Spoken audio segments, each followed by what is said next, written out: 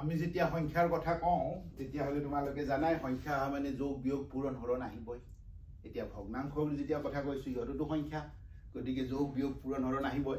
আজি কিম ভগ্নাংশক যোগ কেনেকৈ কৰে আৰু বিয়োগ কেনেকৈ কৰে গতিকে প্ৰথমতে যোগ কৰাটো চাওঁ যোগ বিয়োগ একে ধৰণৰ ধৰি লোৱা 4/3 যোগ 4/1 এইটো যোগ কৰিব লাগে এইটো যোগ কৰা একদম সহজ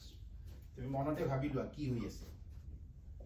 এক টুকুৰ চকলেট আছিল 4 ভাগ কৰিছো তাৰে 3 ভাগ খাইছো একে ধৰণৰ আৰু এক টুকুৰ চকলেট আছিল তাক 4 ভাগ কৰিছো আৰু তাৰে এক পিস খাইছো তাৰ মানে কিমান খালা তোমালোকে এইটো যোগ কৰি তলৰ নাম্বাৰ দুটা যদি একে হ'ল দুইটা চকলেটৰে 4 ভাগকে ভাগ হৈ আছে প্ৰথমটোৰ পৰা 3 খাইছো বেলেগটোৰ পৰা 1 খাইছো তাৰ মানে 4/4 মানে 1 এইটো খাইছো বেলেগ এটা লম ধৰি লোৱা 3/17 প্লাস 5/17 17/5 সদায় উল্টা হয় ন 17/5 এইটো কি হ'ব তলৰ নাম্বাৰ দুটা একে এইটোৰো 17 পিস কৰিছিলা এইটো এইটো কঁঠালৰো 17 পিস কৰিছিলা এইটো কঁঠাল বুলি কোনে কিমান আৰু চকলেট কৈ থাকিম মই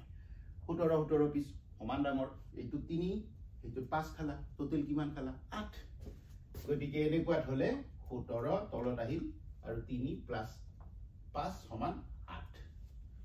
গতিকে এইটো উত্তৰ বিয়োগটো একে হয় ধৰি লোৱা তুমি পালা 10/14 minus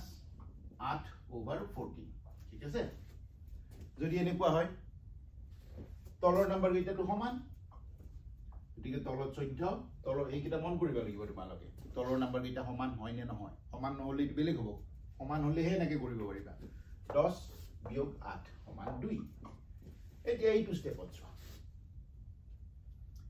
এইটো দুইটো কেনেকৈ পালো এই 10 বিয়োগ 8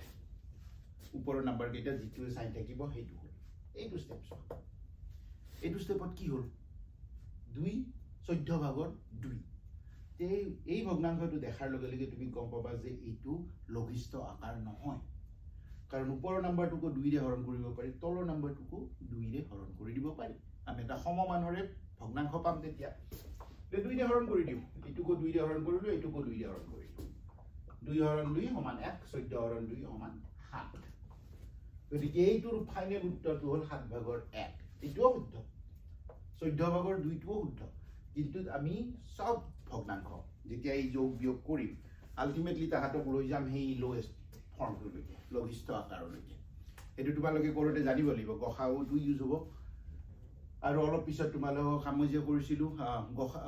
লসাগু এই লসাগুটো এতিয়া ব্যৱহাৰ কৰি যোগ বিয়োগ কৰিম আমি এতিয়া দুইটা যদি বেলেগ হয় তেতিয়া কি কৰিম